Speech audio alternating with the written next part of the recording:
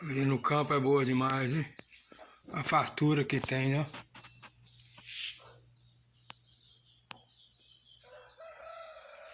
Cana. Chama graviola. Isso é uma fruta típica da nossa região. Mas ali na frente, ali dentro dessa caixa d'água velha, uma pimenta. As plantinhas de mamãe.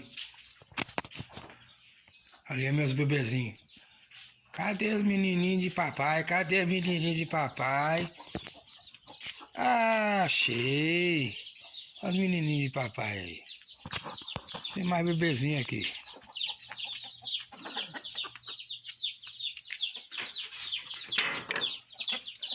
Aí.